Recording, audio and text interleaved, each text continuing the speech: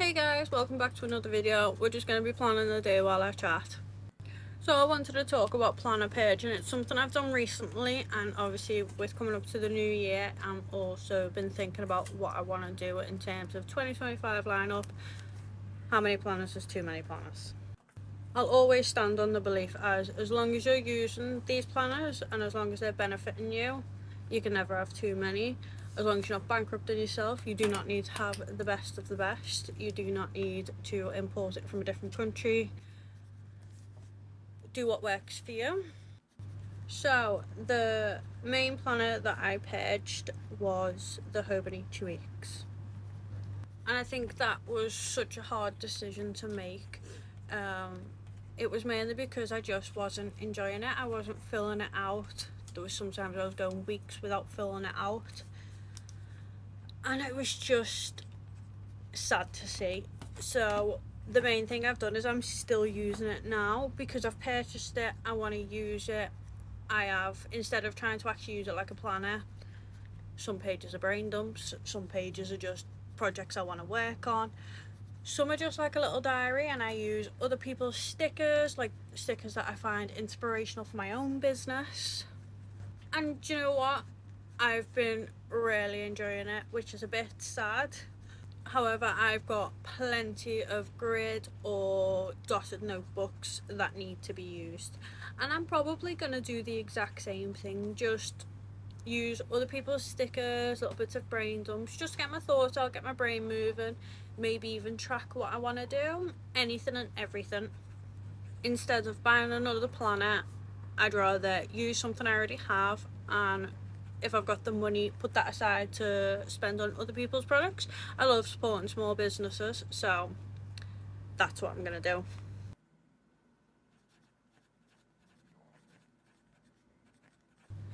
The next planner.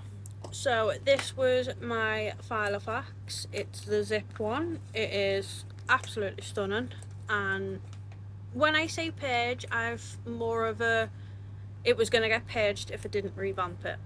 So what I've done recently is I've took out all the weekly spreads, don't use them, waste of time, never looked at them. I did manage to use near enough 8 months of them, and that's because I was just forcing myself to use them.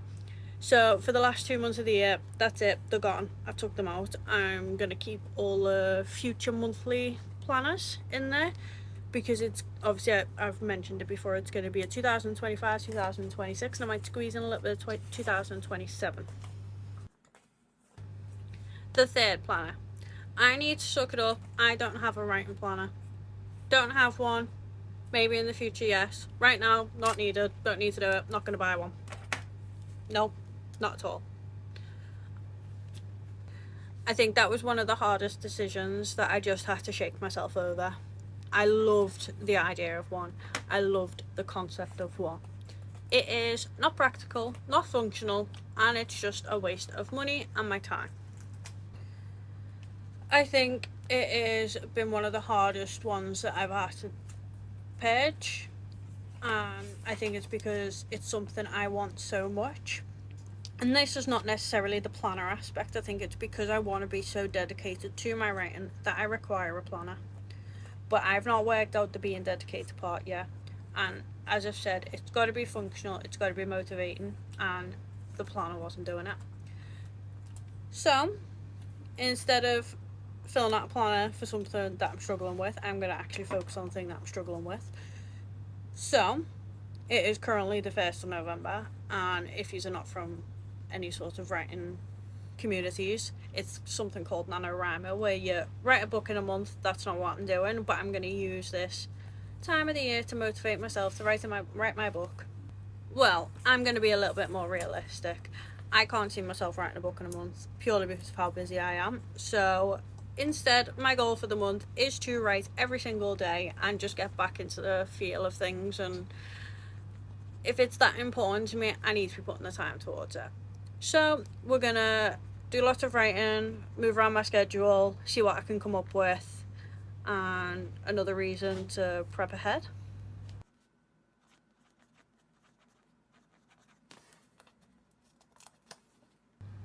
I think something I'm going to be looking forward to is doing this again in a month or two. So it's really hard to purge something that's important to you, and even though it doesn't actually help you and you don't use it, when you've purchased something and you've got this idea in your head, it is so much harder to purge these things. And it's something that just needs doing. You need to think about, are you using it? Are you just using it for the sake of it? Is this actually making you do something? So it's all fun and games for me writing all these to-do lists, but if I'm not actually checking any of these things off, it's pointless. Absolutely pointless. Unless obviously you post them on social media to sell things, but even then I feel like that's a little bit counterproductive. But that's just my personal opinion. So, just for an example, I once copied and pasted into a different planner every single day what I'd done, but took out the personal information. That was the biggest waste of my time I've ever experienced, and I needed to purge that planner. There's a blur feature.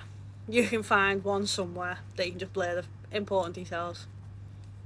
It's things like that, things that you just don't think of in the moment. So have a little look around at your planners or in your planner bag if you're like me.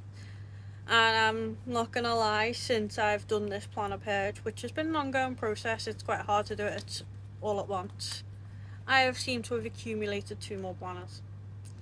And this is because companies have sent them to me and I feel like I want to use them. So we shall see. One of them's actually really good and I actually can't wait to show you guys. For the price point, it's like £10 compared to my £50 planners. Fabulous.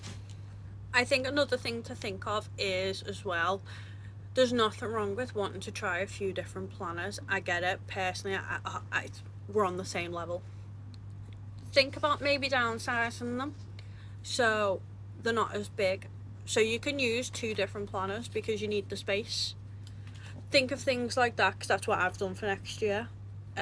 We'll go into a deep dive of my actual lineup and what's included and what's going to be used for what, because I do like doing separate ones. But I also need to think again, is do they need to be separate?